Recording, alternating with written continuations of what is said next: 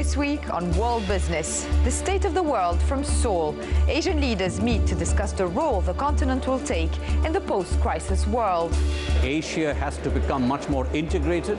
I think we've got to look at Asia as a whole, a market and a production center. Plus, keeping the caravans rolling, opening up road transport in Central Asia along the new Silk Route. I have a dream. I have a dream to see thousands and thousands of trucks transporting goods along the ancient Silk Road. And insanity at Interlaken, the Swiss mountain resort, welcomes the world's extreme sports stars to the outdoor games. That's what brings the name of Interlaken as an adventure sport destination worldwide.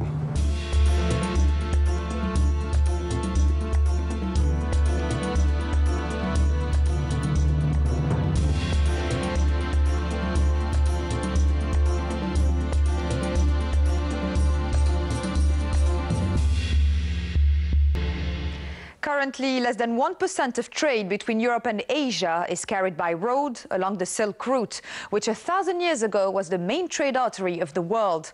However, efforts are now underway to create a land bridge on the Eurasian continent, not only to connect the economic powers of Europe and China, but to provide development and opportunities for the many landlocked countries in between.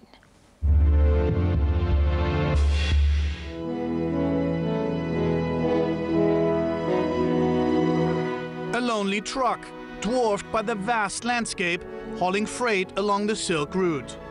This may soon change. I have a dream.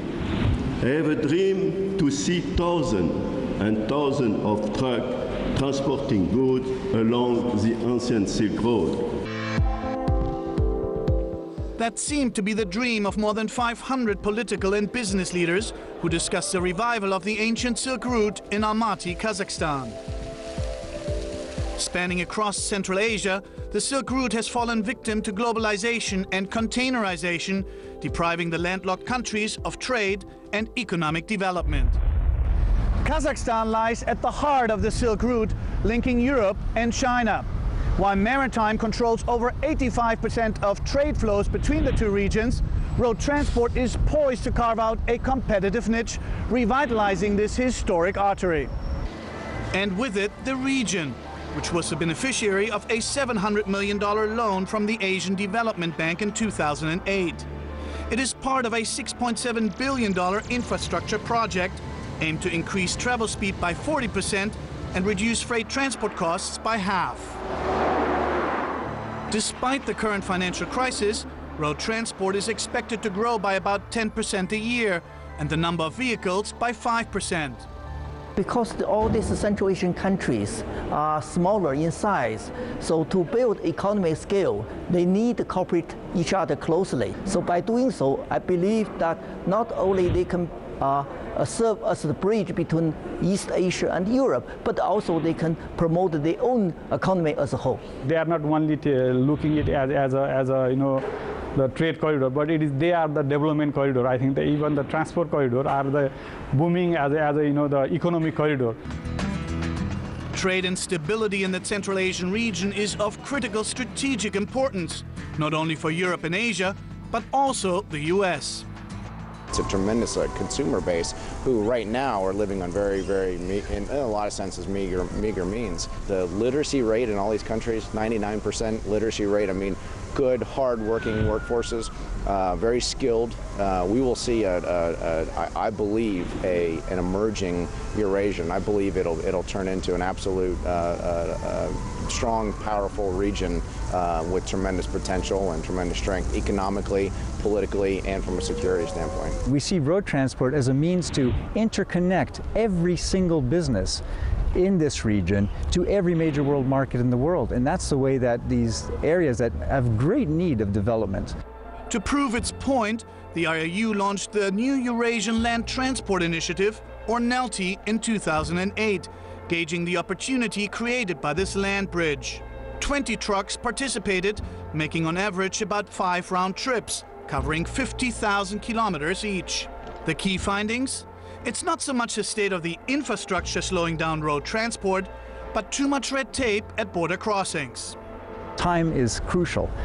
It takes 20 days today to go from, let's say, the western border of China to Europe. It should only take 12 days. We've seen that 40% of time lost is due to waiting times at borders.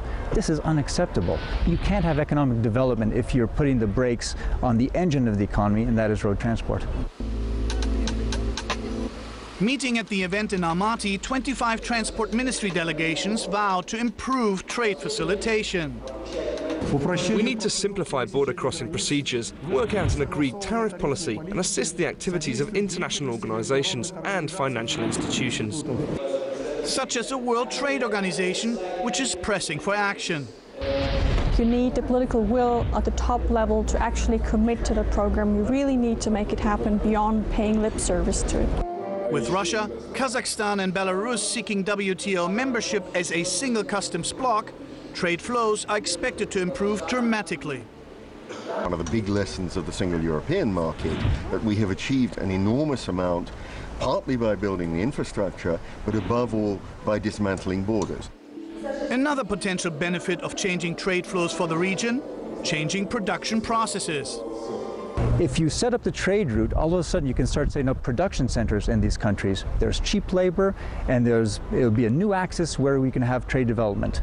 Now, by doing so, we'll actually bring prosperity, we'll bring progress, and eventually even peace to these regions, which is much needed. Validating the 2,000-year-old Chinese saying, if you want wealth, build a road.